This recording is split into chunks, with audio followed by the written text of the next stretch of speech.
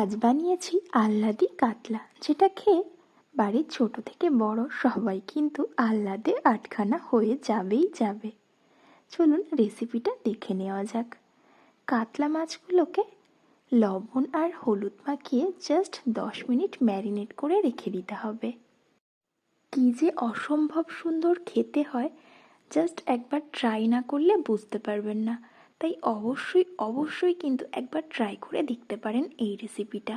এই রান্নার জন্য একটা স্পেশাল মশলা বানিয়ে নিতে হবে। তার জন্য কড়াইতে জিরে, ধনে, মৌরি, জয়িত্রী আর লাগছে শামরিচ, জাস্ট অল্প কয়েকটা শামরিচ, আর লাগছে গরম মশলা। সব কিছু শুকনো তাওয়ায় জাস্ট 30 সেকেন্ডের জন্য একটু ড্রাই রোস্ট করে নিয়ে এটাকে জাস্ট মিক্সিতে গুঁড়ো বানিয়ে রেখে দিতে হবে।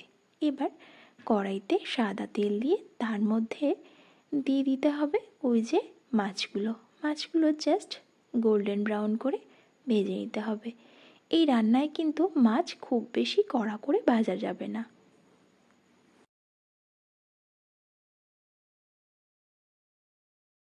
এই যে ঠিক দেখুন, এভাবে সোনালি রং ধরিয়ে মাছটা ভেজে তুলে নিতে হবে। এরপর আরও কিছু মাছ আমি ভাজতে বসিয়ে দিয়েছি। একে একে সমস্ত মাছগুলো ভেজে নিতে হবে। ততক্ষণে একটা বাটা মশলা বানিয়ে নিতে হবে। লাগছে আমন্ড বাদাম, আর লাগছে গুঁড়ো দুধ, আর তার মধ্যে 1 চামচ পোস্ত বাটা। ওটার একটা মিহি পেস্ট বানিয়ে রেখে দিতে হবে। আমার মাছগুলোও ভাজা হয়ে গেছে। এবার কড়াইতে তেলের মধ্যে পেঁয়াজ বাটা দিয়ে 1 মিনিট মতো বেশ ভালো মতো একটু কষিয়ে নিতে হবে পেঁয়াজ বাটাটা, যতক্ষণ না পর্যন্ত কাঁচা গন্ধ চলে যায়।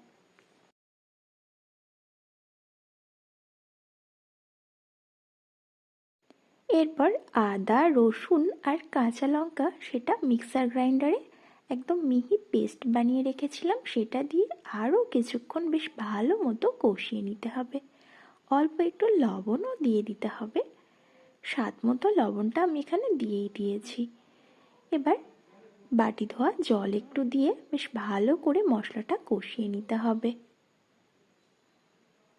এখানে স্বাদ মতো একটু দিয়ে দিয়েছি চিনি আর 1 চামচ কাশ্মীরি লঙ্কার গুঁড়ো, যাতে কালারটা খুব ভালো আসে। এই রান্নায় কিন্তু আমি হলুদ ব্যবহার করব না। এবার ওই যে আমন্ড বাদাম, গুঁড়ো দুধ আর পোস্ত একসাথে মিহি একটা পেস্ট বানিয়ে রেখেছিলাম, সেটা দিয়ে দিতে হবে। দিয়ে সব কিছু বেশ ভালোভাবে একসাথে মিশিয়ে নিতে হবে। দেখছেন কালারটা ঠিক কত সুন্দর এসছে। এবার ওই যে আমি একটা স্পেশাল গুঁড়ো মশলা বানিয়ে রেখেছিলাম, সেটা দিয়ে ভালোভাবে মিশিয়ে নিয়ে অল্প একটু জলও ব্যবহার করে নিয়েছি। এক্ষেত্রে বলে রাখি, এই রান্নাটা কিন্তু খুব একটা ঝোল হবে না, একটু গামাখা হবে। এরপর গ্রেভিটা ফুটে উঠলে ভেজে রাখা মাছগুলো একে একে দিয়ে দিতে হবে। প্রত্যেকটা বন্ধুর কাছেই আমার অনুরোধ রইল যে রেসিপিটা ভালো লাগলে অবশ্যই কিন্তু লাইক, কমেন্ট এবং শেয়ার করে পাশে থাকবেন। এবার দিয়ে দিতে হবে রোস্টেড কাসৌরি মেথি আর 1 চামচ চিলি ফ্লেক্স, যেটা আমি বাড়িতেই বানিয়ে নিয়েছিলাম। দিয়ে সব কিছু ভালোভাবে মিশিয়ে নিয়ে এটাকে জাস্ট ঢাকা দিয়ে আমি মিনিট 3 একদম ধিমে আঁচে রান্না করব।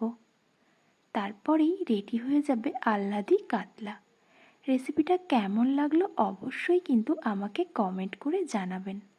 আর সাবস্ক্রাইব অথবা ফলো করে পাশে থাকার অনুরোধ রইল।